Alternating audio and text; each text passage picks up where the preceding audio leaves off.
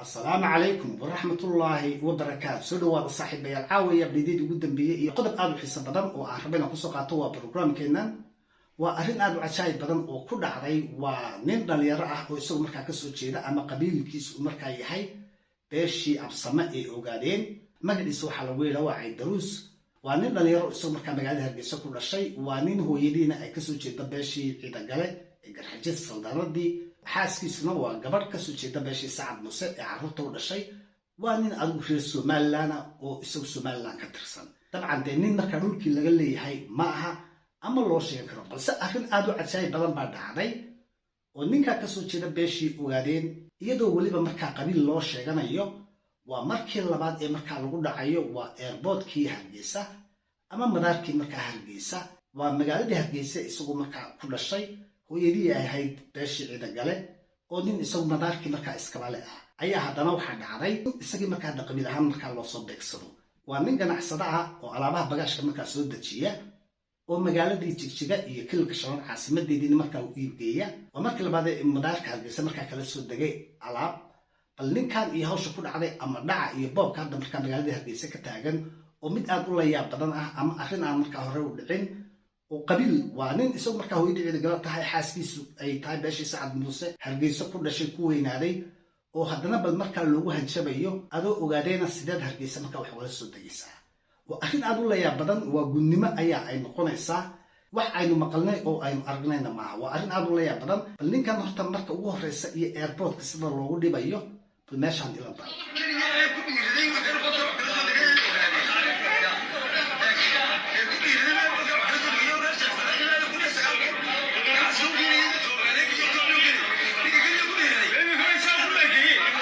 ninka kaliya ee ku dhiiraday in airportkii Hargeysa uu marka alaab kala soo dago oo beeshii ogaadeen ka soo jeeda oo haddana alaabtiisi marka lagu dhigan yahay ama loo diiday dabcan ninkan alaabtiisa hadda ka hor waa tripkii labaad ee uu marka kala soo dagayo airportka Hargeysa alaabta uu la soo dagay cashuurteeda waa uu bixiyaa oo waa laga qaataa taasi ka hadal ma lahan balse ninka waxa lagu haystaa oo lagu kalifay airportka waxa alaab kala soo daga oo airportka dhaniba uu marka u xidhan yahay waa nin isaaqa oo beeshii isaaq ka soo jeeda ayaa airportkaas u xiran yahay haddii aad rabtid alaab aad markaa Jigjiga geysid oo aad xagga u iib geysid ama xitaa Hargeysa dhexdeeda ku iibi haddii aad markaa doontid balse ninkaas alaabta uu soo dejiyo ayaad ka iibsanaysaa markaad ka iibsatid adigu markaasi iibi waa yacni monopoly marka wax la yidhaa waxaa lagu qasbayaa markaa inaad u shaqaysid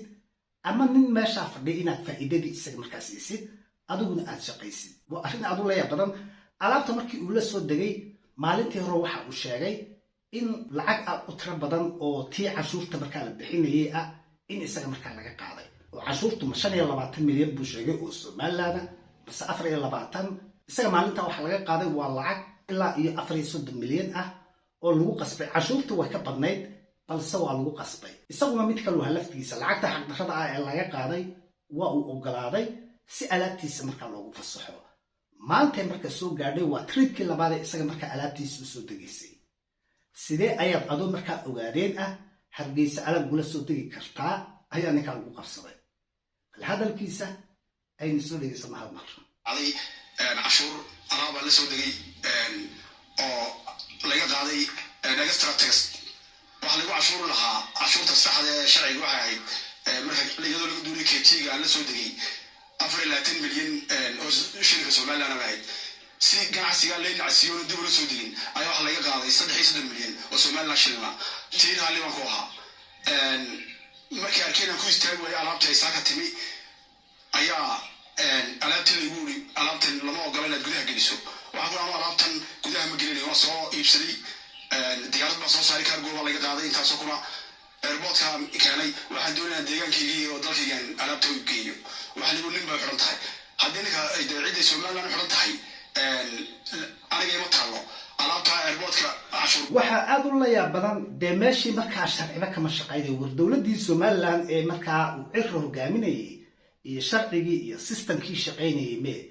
marba haddii dadkii qabiil lagu eriyanayo oo la leeyahay adoo ogaadeen ah sidad meeshan wax wala soo dagaysaa haddii aad alaabta markaa xitaa u baahatid de ninka isaaqa ay meesha alaabta uga soo dagaysaa isaga kala wareeg يعني waa dhac iyo boob caadiya oo markaa loo jeedo waa shaqo mooriyaan wax in la markaan cashuurtii hore ku joogsan waayey ayay maanta isku dayeen inay ay alaab sharci si sharci darro ah ay u kansal gareeyaan alaabteedii ay yidhahdeen waan gubaynaa dowladda jooga maaha waa niman shakhsiyaad ganacsataa meesha u jooga oo aan dowladda ka amar qaadeen shakhsiyaad kale ka amar qaata wallahi kanoo kale anigu waxaan kala soo degi karayay jabuuti waan kala soo degi karayay laakiin maadaama aan reer somaliland ahay magaalada hargeysa ku koray ku dhashay eegaya masaafada waa hagaag Caydruus maadaama oo aan nin reer somaliland ahay ayaa u dhahay oo aan deegaankii ku dhashay oo hooyadii cidagala tahay madaarkina uu deegaankii cidagala kuba yaala iyo magaalada hargeysa isaga xaaskiisu taa gabar ka soo jeeda beeshii Saacad Muuse caruurta u dhashay da isagu somaliland inuu aaminsan sameesha waxa iga muuqata in la tusay oo la dareensiinayo da inuusan somaliland ahayn oo somaliland ama magaalada hargeysa de sida hadda meesha ka muuqato inoo sheegay ninkii isaaq markaa kaliya ah in ay meesha wax uga qarsoomayaan waa wax aad u la yaab badan oo ama ka kugu noqonaysa iyo lama filaan oo tan oo kale wax la filayay maaha qof aan deegaankii u dhalan oo meel kale ka yimid balse hooyadii waa cidagale hargeysa ku dhashay xaaskiisu waa beeshii Saacad Muuse waa nin isagu marka aaminsan inuu reer somaliland yahay xaqiiqiyana deegaankii isaga marka iskale oo cid kama laha balse de xumaan iyo qabiil iyo nacayb ayaa meesha ka muuqda waxa kale oo uu sheegay ragga meesha jooga inaysan dowladda xitaa marka amar ka maqlin oo iyagu tooda ay ku socdaan waa mamooriyaan jabsatay oo marka awood sheegatay dowladdiina aan amarkeeda marka ku shaqaynayn يعني وأخنتي يقول لي يا كبرناي أنا كأركو. يسكت شيئا أنا يو أيام كنا عينا برتك رسودو كنا دولية هذا الكيف فرنان تيسو صعدك يا جماعة سجى مدحونه تي واحد الشمال تين جماعة سجى لور استقبال الله يرضى إن هم الله يرضى أيام حرمت هاي دجان كا مجيء كريسي كيبي كدبسة كيبسو يسمى كلوريك تعصد من الله دو هذا كريم dadka maslaxada labada deegaanka Soomaalida iyo Somaliland iyo dadkooda soo dhawaatooda iyo in la kala ganacsado waxa warku waa cad yahay ninkaas soo tacabad maayo ay yiri waxana ka warsigay waa dawladii Somaliland balse meeshii madaarka Hargeysa rag baa xog ku haysta isagana qabiil u sheegtay hadii markaas ay ka qabiili ay meesha timaado de isagu waa nin ka soo jeeda beeshii afsamay oo ogaadeen oo de cidagala oo xitaa isaga markaa reertigii iyo ogaadeen waa ay wada digayeen nimankii jalka reerisa oo cilif marka waa la wada digay ganacsiga kala socda balse adigu kii aad xitaa marka aftiga oo hayd idinka qabay haddii aad kula dhaqantid in marka qabiil aad ku deedid oo aad dhahdid meeshan iskama lihid haddii aad xitaa wax u baahan tahay si baad ah intaad marka awood u sheegatid alaabta annaka naga qaado oo faa'iidadii anaku aanu helno de taas mid soconaysa maaha la soo socdo dadka maanta ugu badan farqutiriska ah ee arrimaha ka shaqeeya marnaba ma filinayn ganacsi sharci ah oo cashuuro aan bixinayo oo dalkayga aan geynayo ayaa laga horstaagay marnaba ma filinayn madaxweynaha Somaliland oo dhiirigeliya in dalka laga shaqeysto cid waliba timaado la soo furfurnaado maanta waxay airportka Hargeysa ka dhacay wax siyaasadiisa iyo Somaliland ay ku awaahid أنا أقول لك عندنا ما عمليه لكن واحد سويا كل بس يدولدو يوفر على سو إلا يكل كشنار إلا يتكشلا إساقة كجنا صدا إساقة ملول بتجا إلا يبص أسيت كان إلا يبري إلا ملول بوالله كلا جنا صدا هوش رواء كلا صعطة بس وحنا عقدك مية يقاب كنيك على ولادك مية ولي بقبيل كمرك على الله شيء عسكري على مرك كيسلي تاجنا وجوبيا هدي على هذا الكسيب بديسيد oo alaabtaadana arkimaysid lacagna xoog baa lagaga qaadaya yani awood buu markaa ninkaa u sheegtay kaas maaha nin dowladna u shaqeeya maaha waa nin tuuga oo markaa isagu sidii mooryaanta dadka u dhacaya ama sidii daydaygiyo kala raba markaa inuu xoog wax ku qabsado marka haddii ay meeshii dowladi kaba jirto oo ay shaqaynayso dabcan dee dowladdu waa inay hawsheedii qabsataa ninkaas ogaadeen madaarkii Hargeysa markaa maanta awood baa loogu sheegtay dee dabcan awooddan loo sheeganaya waxaa imanaysaa waa iyadoo qabiil markaa loogu faano haddii ay qabiil noqotaan de waa nin ogaadeena oo dhinaca buu degan yahay haddii u baahdo garoon diyaaradeed iyo dekad wax kala soo dego buu haystaa oo cid ma baryeeyo ilaa iyo Kismaayo degan yahay waa markii ay qabiil tahay taas oo nin deegaan ama cid ugu faari karta ama cid ku erigi karta maaha haddii ninka marka aan qabiil lagu haysan iyo daarood baa tahay ogaadeen baa tahay dabcan meeshii dowladda ha ka shaqeyso oo kala dambeyn markaa laga arko سماشن للي هي نبع إسكها إستا وقفكي ما دام أنا علبت إيجي يبسق وأدو سي إيبي ومانيبيوليشن عادي أيا ماشي لو هيستا يعني ماشي مية لزقومي السنة يا ضدك مع أضون أهم بالله هيستا waxaan kala meynaan arkin iyo waqtigan adduunka marka lagu jiro wax soconaya ma aha ninkaas ogaadeen iimaanta lagu xadgudbay oo magaalada Hargeysa dhexdeeda ay arintaas kaga dhacday taas cid iyo fashil baa u yaala abtiyaashina hadii aysan arinta waxba ka qabande nimankii ciida galweyne saldanadii meesha waa ku ciidaysan yihiin hadii arinta aan degdeg wax looga qaban dowladda dabcan dowladda qaxooy jilicsantahay dorada waxaynu arkaynay waa islaami habar jeclaan eriyay oo xitaa aflagaada iyo cay iyo wax walba meel kasta u taagan ودولة إسلامها مد حقنا يسا ويدي بتاعي درنا بس أرنتاسي صعود مسنمية وحتى دي مركا أي قبيل سب الدشين نقطة وجود دينا أول بعد مركا ولا جاد جينين صرنا دي قبيل لو إلى معها ألاتي سنين انت حوج لو جوجا أما قصة مركا لو جوجا ينا دي مرة عيستا وجانا بعدين لو قصة بيو ألاتي سحتا مركا لو جوجا وجود دي أديك أنا مركا وكله وكسر شيء ده بيشي إساق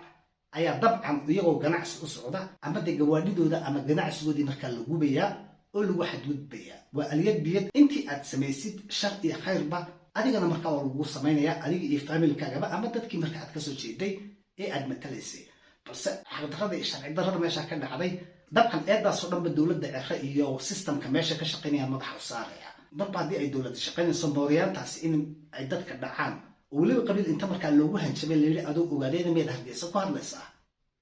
tawa la saga fadhiisanaya cid iska ogolaan mayso ee meesha ama sharciga shaqeeyo ama arrintii qabiil ha noqoto oo nin walba qabiilkiisa deegaankiisa marka ha ku xisaabtamo meesha dawladda ma jirto hal uu kala yaacay noqonaysaa waxa saaka alab kala soo direeyna nabtilo yahay inana qaba oo ogaadeyna inkaas wuxuu kala soo dagaalanta garoonka magaalada Hargeysa waxa weeye cashuur bixiyo weeye intuu alaabta la soo diray wadankiisa iyo jigjigay kana alaabtii ayaa u rabaa toos waxa uu istaagay alaabtiisa kastan ku laba bixi هاي دارات اللي نساق قبل فرنتي